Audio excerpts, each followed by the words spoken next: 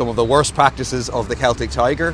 What we're now going to see is whole apartment blocks made up of studios that are 32 square metres in size. That's the equivalent of 3 parking spaces.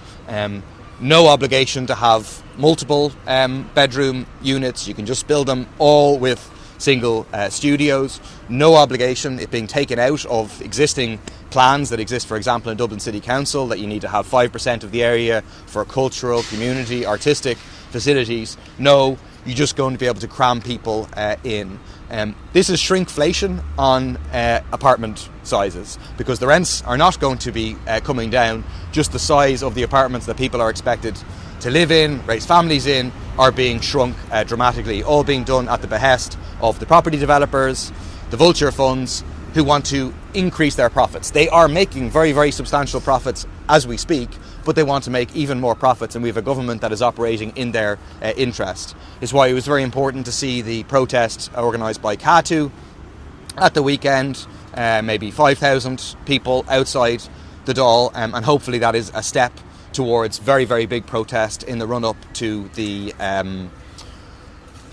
budget, organised by Raise the Roof, with all the trade unions, the community groups coming in behind it. The final point is in relation to the harrowing report from Barnardos, pointing out that 40% of parents borrowed money to pay for essentials. A majority of families say they either have to cut back or borrow in order to be able to just pay for basics for their children. This is the 5th richest country in the world, and yet a majority of parents are struggling to provide for their children. It speaks to something deeply wrong in this capitalist system, whereby everything is generated and focused on generating profit for those at the top, and at the same time as you have massive wealth in one of the most advanced countries and economies in the world, you have a lot of poverty and a lot of people struggling to get by. Very concretely, in relation to grocery prices, you have massive profits being made by the big multiples, massive profits made by big agribusiness. They are the driving factors in the continuation of prices going up. And we'll be pointing again to our various cost of living proposals, in particular a price control measure in relation to essentials in groceries. That's what is necessary to cut across the profiteering that is taking place and ensure people have access. Finally, just to mention, Ruth and I will both be speaking at the protest in relation to student fees today outside the Dáil at 6 o'clock. We need the government to back down on the proposal to increase student fees to €3,000 in the context of the broader cost of living crisis, and really we need to be fighting for fully free third level education. Yeah, so I just want to highlight Ireland's stance in relation to Palestine, in particular the fact that 18 children with really serious health conditions have been stalled under the Medevac programme. The Irish government has apparently delayed this urgent treatment because these children might have their siblings coming with them. Absolutely outrageous. It makes perfect sense for a child to have a brother or sister with them. They may not even have parents as well. And I think it speaks to how the government isn't giving any preferential treatment to Palestinians trying to escape Gaza. I've raised issues myself of a doctor who's the wife of an Irish citizen. I've asked the government to intervene, and they just go through the normal process of family reunification, which they do, but which has taken over a year and a half for many people. People are being killed in Gaza, particularly doctors. I think as well we're looking to the von der Leyen vote later in the week. Under no circumstances should Fianna Fáil, Fine Gael, Labour or any other party that claims to be in support of Palestine vote for Ursula von der Leyen. The excuse that the vote is coming from the far right, there's a vote, and it's absolutely critical that she doesn't get an endorsement. Somebody who's given carte blanche to somebody who's been sought by the International Criminal Court. And, I think Labour as well in particular have indicated that they might support her, and I think that will be completely opposed by the vast majority of people. I want to raise the issue of drones for commercial delivery. It's coming up in the Transport Committee this week. It's been my area, Dublin West, has been a pilot for these drones for a year and a half. I'm having a meeting on it in my office this evening. and they've been causing havoc for residents in terms of noise, privacy, wildlife as well being disrupted. For what? For a cup of coffee, a burger or whatever. And now that they're teaming up with Deliveroo, that is going to accelerate, multiplied by 10 at least.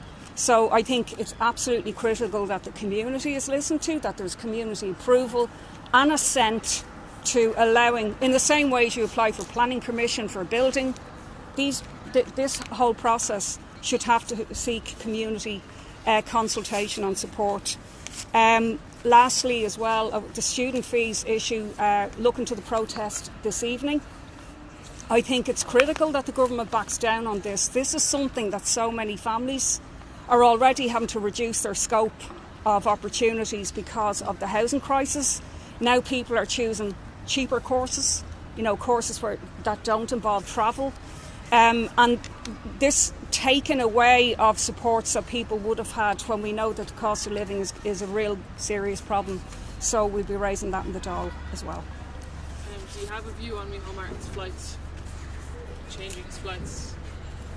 Well, I think if it is the case that he altered his flight to attend a GAA match, it's fairly pathetic. So he should answer questions. For him to publish how much it costs to do that since the last minute change. Absolutely, we will call on him to do that. Yeah. Ruth, on the drones, is it not better to have less cars and motorbikes and all on the road to make those deliveries by putting drones in the sky through them? Okay, well, I think the environmental argument is the main one that's being used, and usually what they do is they count the last mile rather than, there's technology involved in drones as well that requires warehousing, that requires other, emissions and so on.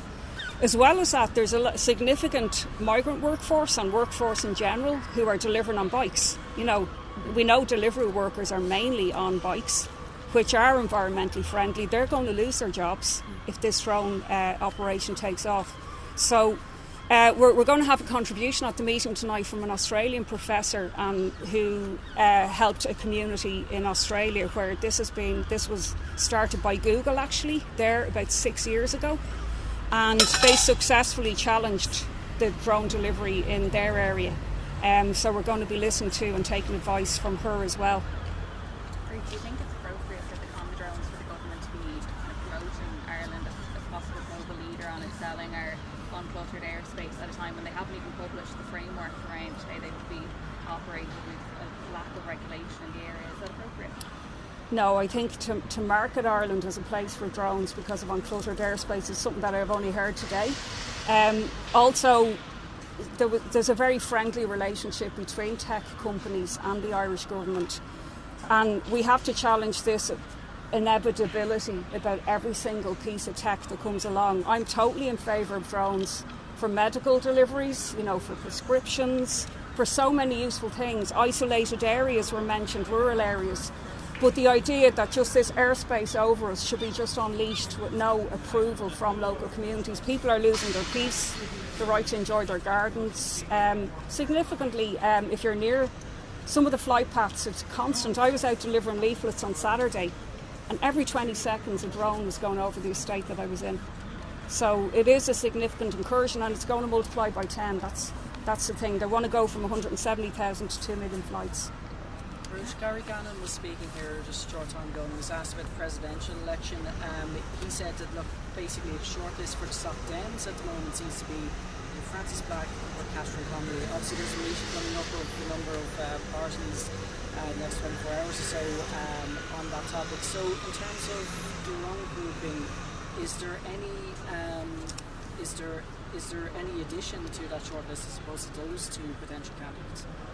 I think what we would look for is a strong left candidate, somebody who has a record of, being pro-Palestine, taking stances alongside working class communities, people facing discrimination and oppression and inequality.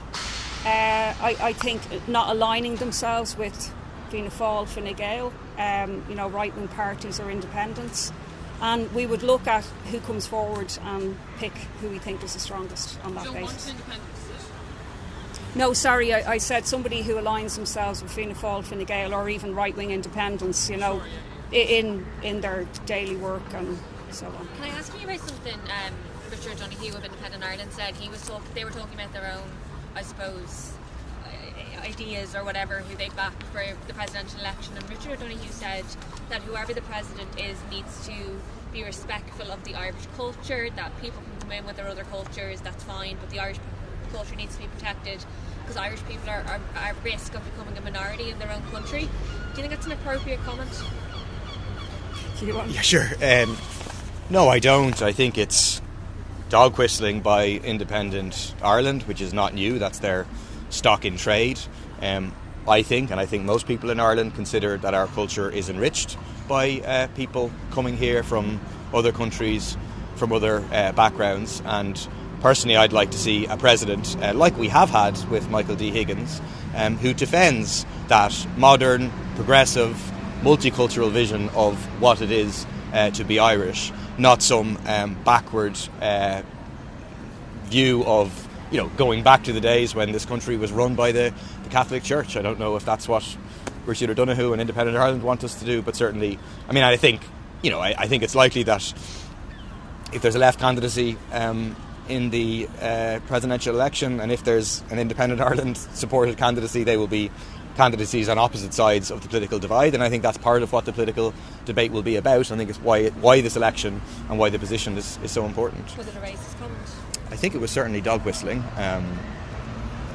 There's misinformation constantly from some of these right-wing independents. Like last week in the Dáil, we heard that apparently you can be prosecuted for having a private conversation in your own house in Scotland now. Like, absolute rubbish. Apparently for citing scripture you face prosecution, and it's just sad. No challenge. So I think we have to challenge them. They have to be called out on it by the media, hopefully. Would you be happy with Catherine Connolly as candidate? I mean, personally, I'm not getting into names. I think Catherine Connolly is a great potential candidate. But we don't want to get into name after name after name. Or what about this person? What about you? See? So but I think Ruth laid out well what we're looking for in a candidate, and then I think you can use your own assessment of whether various people match those criteria. Were you disappointed Joe Duffy ruled himself out? I was not disappointed Joe Duffy